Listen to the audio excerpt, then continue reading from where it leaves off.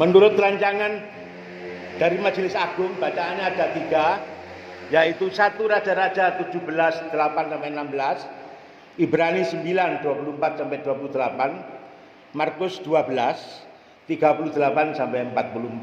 Yang kita baca pada pagi hari ini yaitu Markus 12, 38-44. Ya, temanya sudah saya jelaskan, melestarikan hidup dengan budaya toleransi dan saling menghargai. Sedangkan tema khotbah yaitu ilmu kantong bolong. Dari ketiga bacaan ini, kita harus memberi suatu hal yang sangat mulia dan terpuji untuk semangat mengasihi, ikhlas merawat kehidupan bersama dalam ruang alam semesta ini. Bapak-bapak dan ibu-ibu sekalian, ilmu kantong bolong ini pertama kali yaitu digagas oleh kakaknya Ibu Raden Ajeng Kartini yang bernama Raden Panji Mas Sosrokartono. Dia mempunyai ide atau gagasan falsafah Jawa ilmu kantong bolong. Raden Mas Panji Sosro Adinegoro ini mengatakan, nulung pepadane orang nganggo mikir wayah.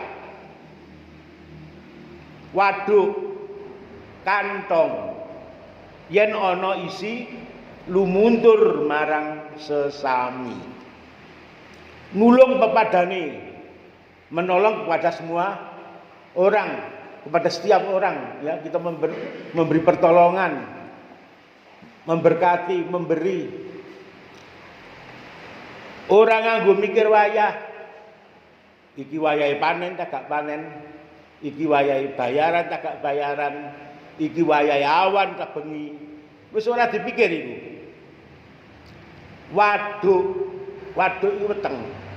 Apa wetengku iki wareg, apa gak wareg, luwe gak luwe, wis mangan apa durung. Tidak usah dipikir.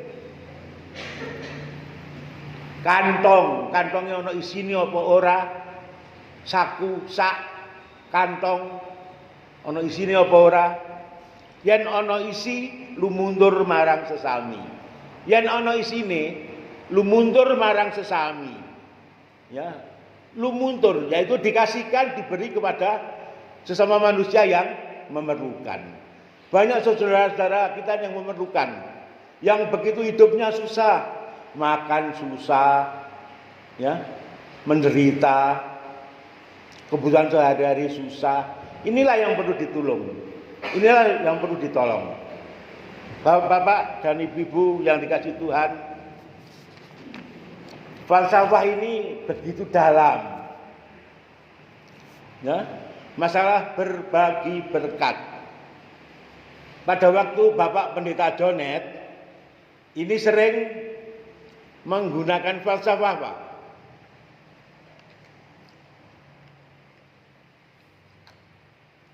Di dalam membagikan berkat menggunakan falsafah apa? Pak Pendeta Jonet, ada yang ingat? Falsafahnya gelas ya. Gelas itu kalau sudah penuh diisi terus, akhirnya tumpah. Kita diberkati Tuhan apabila tidak disalurkan kepada sesama yang memerlukan, tidak disalurkan untuk gereja, ya, untuk abdi Tuhan, wakil Allah di sini yaitu Bapak Pendeta. Kalau wakil kelompok adalah ketua kelompok, ya. Kalau guru-guru Injil, ya, tidak dicalurkan, ini tumpah. Ini ibarat berkat ini tumpah sia-sia. Tumpahnya ini dalam bentuk penderitaan, dalam bentuk penyakit, dalam bentuk sia-sia. Uang itu hilang, berobat untuk ini, untuk itu. Tapi kalau disalurkan berkat ini, selalu baru, tidak tumpah. Ini falsafahnya Bapak Jonet, saya ini masih ingat. Kalau Pak Gale apa? Penyaluran berkat menggunakan apa?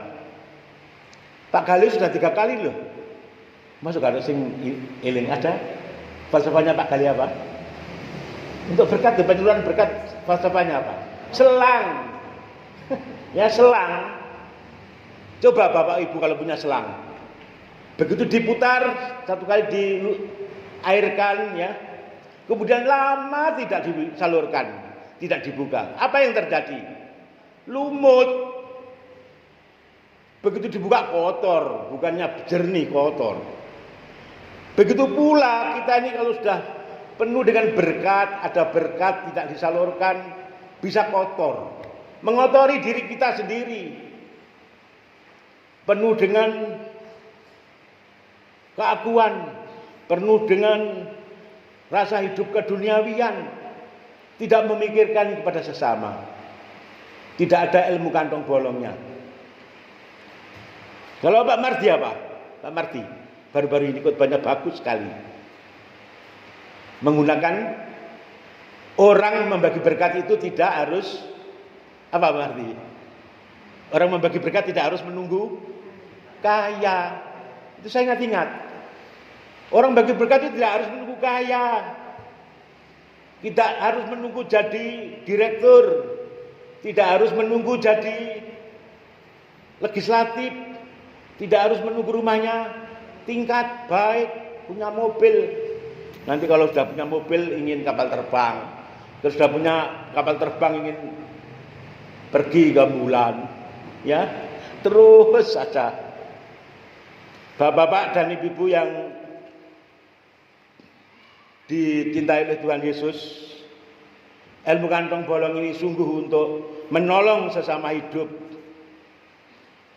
mengurangi penderitaan orang lain, untuk menghilangkan rasa egoisme kita. Dunia berkah itu milik siapa? Milik Tuhan. Kalau kita diambil, tidak bisa apa-apa berkat kita ini. Ya. Kalau kita diambil dengan sakit, habis, ludes, tidak bisa apa-apa. Oleh sebab itu berkat dari Tuhan ini kita syukuri. Bagaikan gelas, kalau diisi penuh, itu tumpah, kita salurkan sebelum tumpah. Begitu pula selang, jangan sampai berkarat, jangan sampai menjamur, jangan sampai kotor, kita salurkan terus. Begitu pula menurut Pak Mardi, membagi berkat itu tidak harus menunggu kaya. Itu saya ingat itu. Memang firman-Nya Tuhan demikian. Bapak-bapak dan ibu yang dikasih Tuhan. Ilmu gantong bolong inilah mengesampingkan diri pribadi sebagai kita ini manusia, dan kita memperhatikan pada orang lain dengan membuang rasa egoisme diri kita pribadi.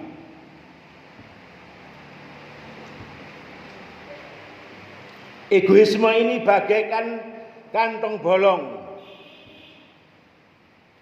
yaitu kempes, egoismenya tidak ada karena bolong, rasa egonya tidak ada, rasa kehidupan keduniawian semata tidak ada. Bapak Ibu yang dikasih Tuhan, dengan kantong bolong ini kita membuang rasa gairah, nafsu. Ya, gairah kita selalu ngongso-ngongso. Manusia sekarang punya sepeda Supra, sebentar lagi ingin meningkat lagi, Matic yang bagus, meningkat lagi terus. Ya, memang manusia demikian ini. Kalau menurut Maslow, kalau terpenuhi kehidupan fisiologis, meningkat lagi ke kepercayaan, ingin dipercaya orang, ingin aman, ingin sebagainya, ya, bagaikan kerucut, tidak ada henti-hentinya. Kebutuhan manusia, apa yang dicetuskan oleh ahli-ahli psikologi dan sebagainya. Bapak-bapak dan ibu-ibu yang dikasihi Tuhan, di dalam Filipi 2 ayat 4, Filipi 2 ayat 4, saya bacakan. Lan saben wong aja mikir marang kabutuhane dhewe, nanging elinga uga marang kabutuhaning liyan. Ya. Lan saben wong aja mikir marang kabutuhane dhewe. Yo mesti lupa mung kebutuhan dhewe mosok mikirno wong. Ya boleh. Tapi kita ini ingat juga kepada sesama kita yang memerlukan. Ingat gereja kita yang memerlukan pada saat ini, ya, yang sedang juga inovasi pembangunan gedung gereja, sebentar lagi rumah Kapanditan, ya sebentar lagi nanti apalagi terus. Dan di sini memang saya sayup pada bapak-bapak ibu semua, kompak sekali, terasa bapak-bapak bahwa warga Pasemuan Lawar Bandung ini kompak. Oleh sebab itu kita jangan mengompor-ngompori yang sudah baik ini, jadikan terus yang baik, tidak usah dihambat. Kalau kita tidak senang menengahi, kalau kita tidak senang panitia menengahi, gak usah ngomong-ngomong, dilebur jero hati ya, biar dipikir oleh panitia kita ini. Bapak-bapak dan ibu-ibu yang dikasih Tuhan, maknanya yaitu nulung marang sak pepodo sesama. Ini kantong bolong tadi ya, terus mengalir, diterima, dikeluarkan, be blessed to blessing, diberkati juga memberkati. Itulah ilmu kantong bolong. Kita diberkati Tuhan, juga kita ini memberkati kepada sesama yang memerlukan. Bapak-bapak dan ibu-ibu yang dikasih Tuhan, yang perlu ditolong ini banyak sekali. Pada janda-janda miskin, orang-orang yang kekurangan, yang tidak bisa makan, orang-orang gila di jalan. Saya kalau berjumpa Mas Puguh itu ya, tahu Mas Puguh, putranya warung suka-suka itu kalau ada saya itu ya, di warung, di toko itu, dia tuh berdiri di depan. Saya mati, ada apa sih ini Mas Puguh ini? Oh, itu pasti minta. Terus kedua hati saya, nunggu. Setelah saya kasih uang 5.000, berangkat pergi. Di depan rumah saya mesti berdiri di depan pagar, menghadap saya saja. Ada apa sih Mas Puguh ini? Setelah saya kasih pergi. Saya ingat dengan adik saya, yaitu Bambang. Ya begitulah. Kita bagikan berkat kita. Dia orang tuanya tidak ada, ya, hidup hanya minta-minta. Jangan dikura, oh sana, sudah tidak ngasih loh kok dikura sih, ya yang baik. Ya. Kalau ada orang ngemis masih muda, potongannya masih kuat, minta, ini loh ngemis sungguhan, tak gak. Ya dipikir-pikir memberi itu tidak asal memberi. Pak, ngapunten nggih. Kula tasih repot. Enggak usah dibentak. Wah, sik ndak ngemis, enggak usah. Pak ngapunten cukup. Tidak memberi, enggak usah ngumpat. Pakai jas, bawa sirkuler, Pak ini untuk ini. Maaf ya Pak, tempat saya juga masih repot bangun. Sama-sama bangun Pak nggih, ngapunten sangat Pak. Kan enak. Begitu. Pak, sini orang Kristen kok dimintai. Jangan. Bapak-bapak dan ibu-ibu yang dikasih Tuhan, juga kita bagi berkat kepada abdi Allah. Abdi Tuhan kalau di Paseman siapa? Bagi wakilnya Tuhan. Bapak pendeta, ya. Bapak pendeta. Ya ada panen lombok didik dibawakan. Saya ini gedang saya sering rubuh. Ya saya bawakan tak cengkeh, rong cengkeh. Bisanya ini ya, senang.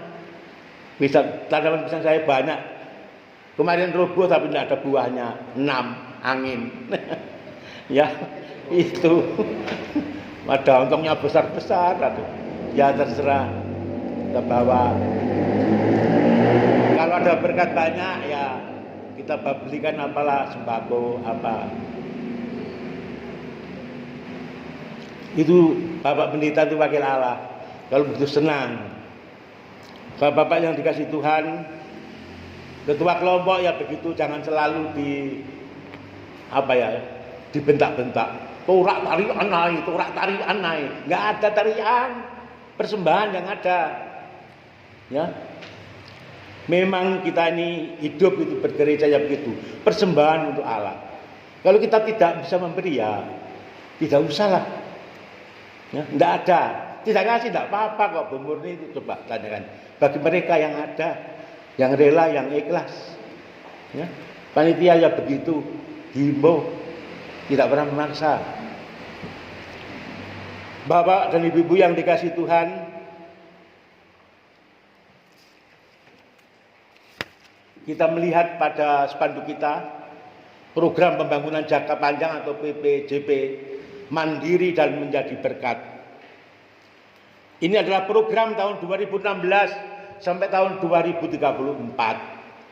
Menangi tagah kirawawai tahun 2034. Sekarang 70. Ya tahun. Ya bisa umurnya mendekat 90 nanti. Ya, ini yang menikmati ya anak-anak muda ini. Anak muda ini nanti sebagai penerus gereja.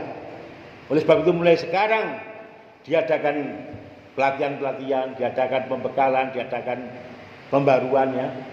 Seperti Bapak Pendeta ini mengadakan terus digembleng untuk dipersiapkan pengganti generasi-generasi yang sudah tua.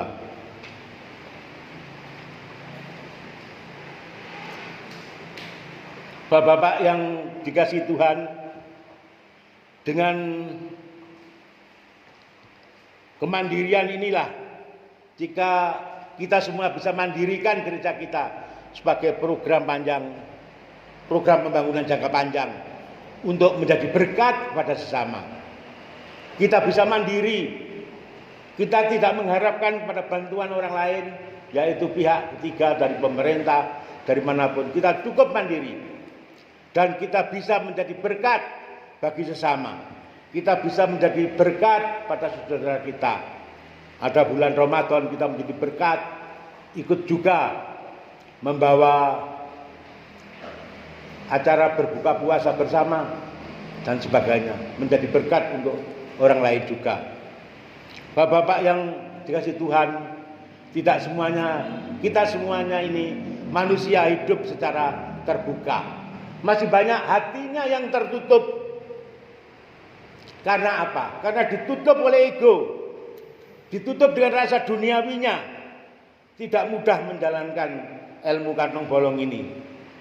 Kantong yang penuh tidak menjadi berkat, tapi menjadi penghalang bagi orang lain. Tidak menjadi berkat untuk orang lain, walaupun kantongnya penuh. Bapak-bapak dan ibu-ibu yang dikasihi Tuhan,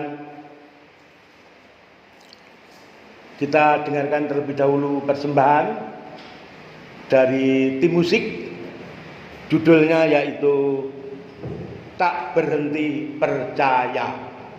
Monggo Mas Santo.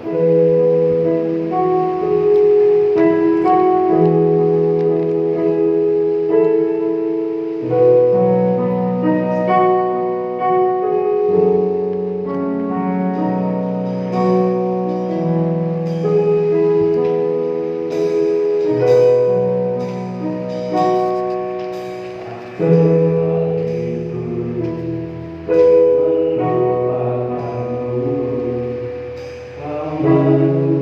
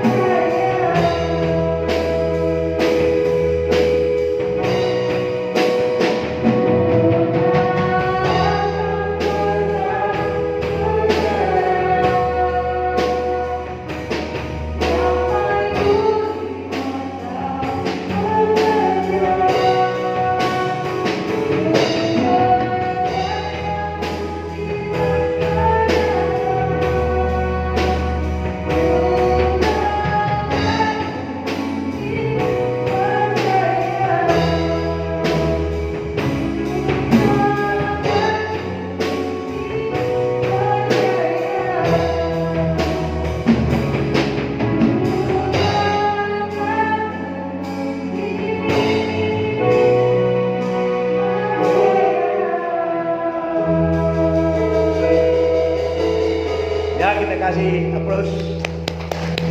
Ya, hebat. Tak berhenti percaya karena kasih Tuhan Yesus. Tuhan Yesus mengosongkan dirinya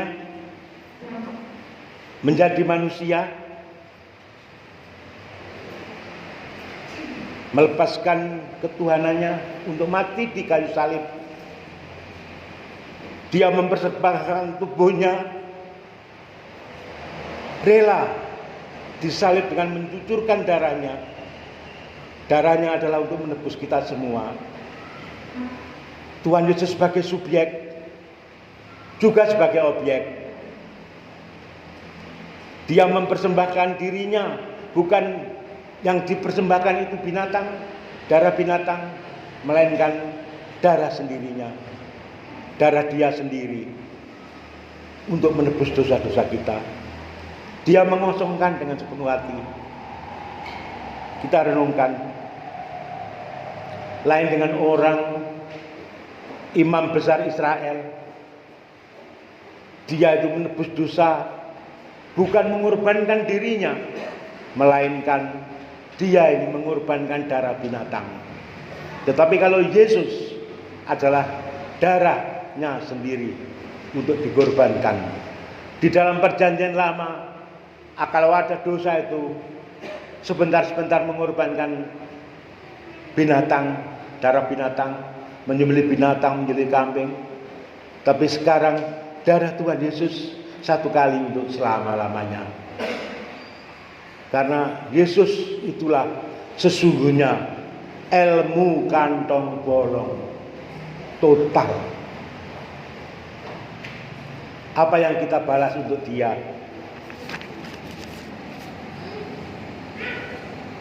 Kalau kita melihat janda di Sarfat atau di Sidon, di situ ada Nabi Elia. Hei si janda, saya minta minum. Ini ada minuman sedikit Tuhan.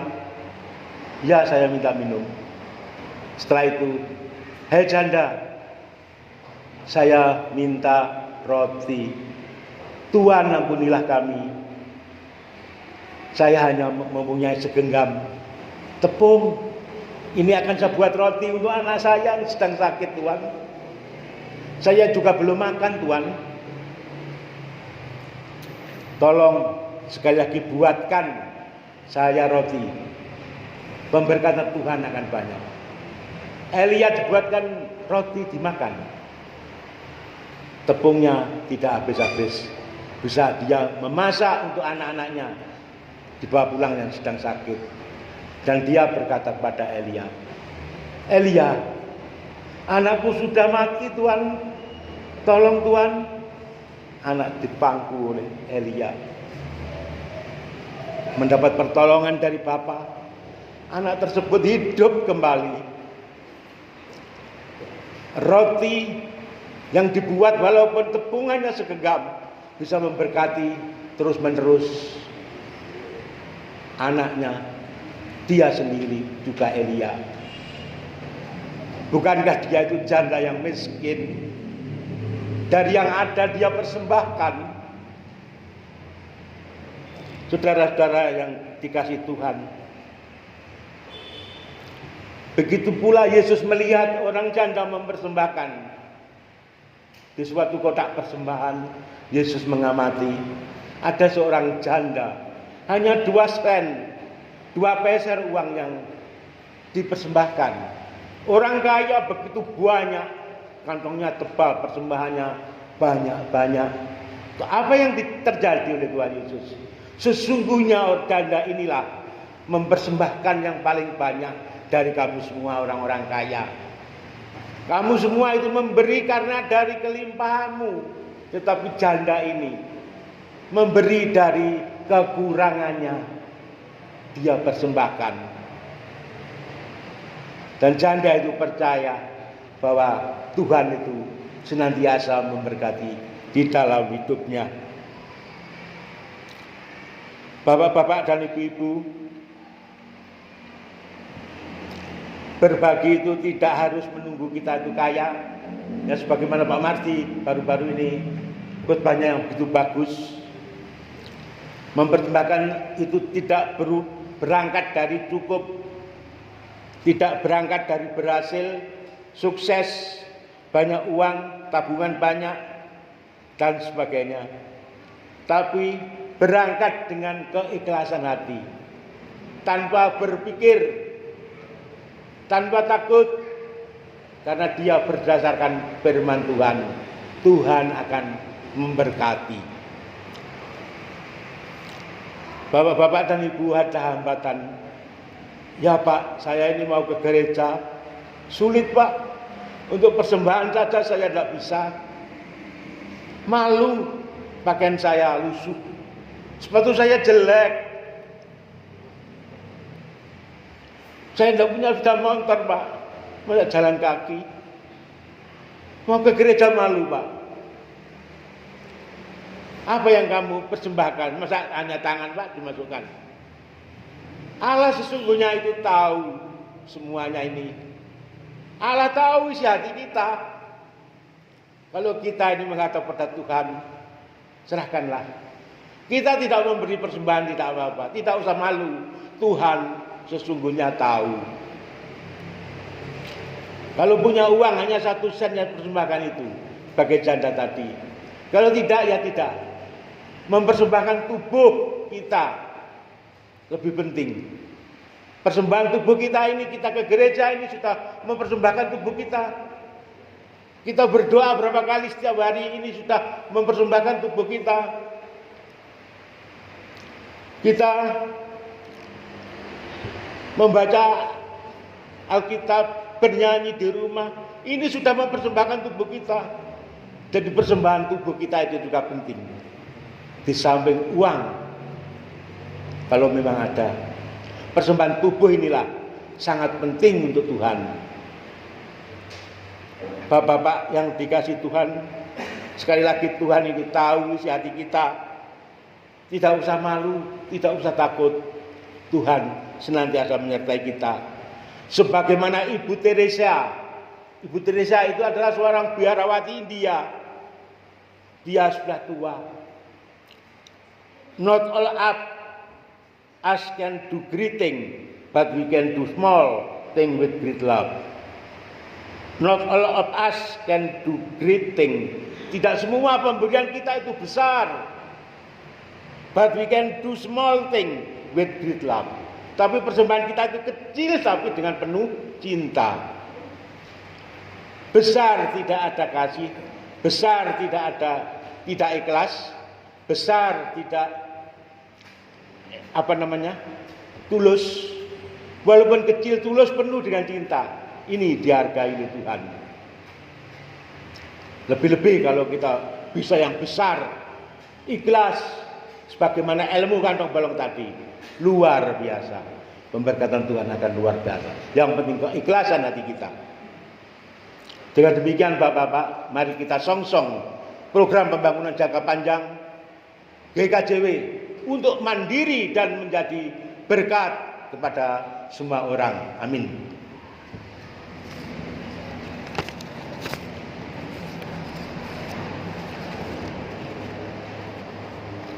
Kita memuliakan nama Tuhan dengan pujian bersama malaikat di surga.